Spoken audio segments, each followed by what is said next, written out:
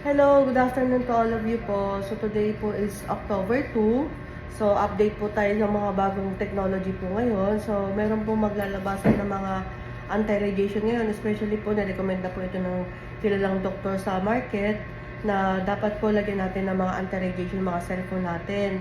So dahil marami maglalabasan po, kailangan aware tayo na pag bumibili tayo, dapat sulit ang pera natin dahil pinaghirapan natin ang mga pera po natin. So, ito po, meron po tayong isang gadget dito na ion tester.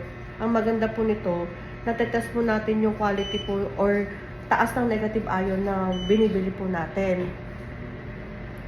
So, paano po siya gamitin? Sa likod po, meron pong bilog. Itututok lang po natin dyan yung item and then in less than 1 minute po lalabas yung result. So, simulan po agad natin. Ito po, kilala po itong negative ion na to or sticker na to sa market.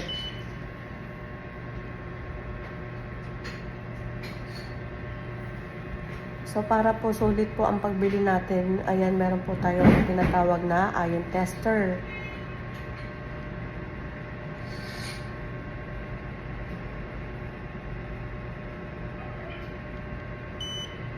Ayan, so meron po siyang 14. Tapos, meron tayo dito scaler. Tingnan natin kung abot pa yung time natin. Pero unahin na natin itong dalawang powerful na technology from Japan. Sorry, namubulol ako. Advanced Japan Technology, Original Negative Ion Protection, Anti-Radiation. So, tutok na natin to. So, by the way po, up to 80% ng EMF po ang ilo-lower down kapag gamit nyo po itong sticker na to. And may 4,000 negative ion daw. So, check natin. 4,000 negative ion. So, pag mas mataas po kasi yung ion, malaki po yung chance na bumababa po talaga yung radiation. Kaya kung mas mababa po yung negative ion, hindi po basta bumababa ang negative ion, yung radiation po ng cellphone. So, piliin po natin yung matataas. So, meron siyang 4,500 negative ion. So, meron pa tayo isang klase po dito na lumabas po ito ng pandemic. Sinushoot po ito sa face mask before. Pero dahil hindi na uso ang face mask, so, pwede rin po i-shoot sa likod ng cellphone natin. Or pwede natin butasan to, isuot natin. Kasi po, protection pa rin po ito at anti-radiation din po. So, tutok din po sa likod and then play na natin.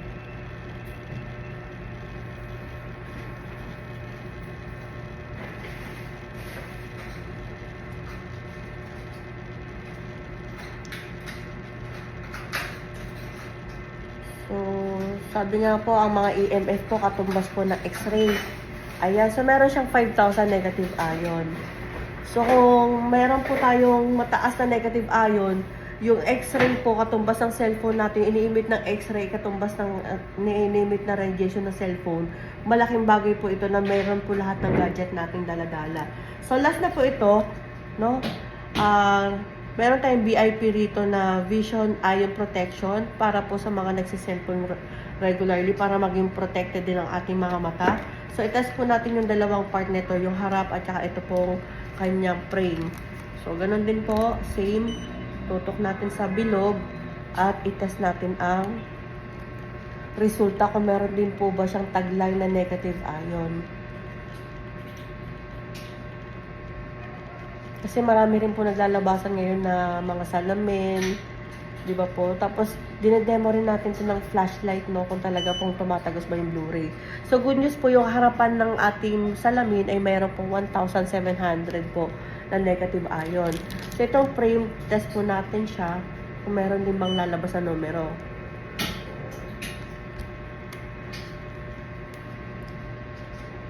So, dahil po 4 minutes na po, ikakat na ko na po ito para ma-send ko po agad sa inyo ang resulta.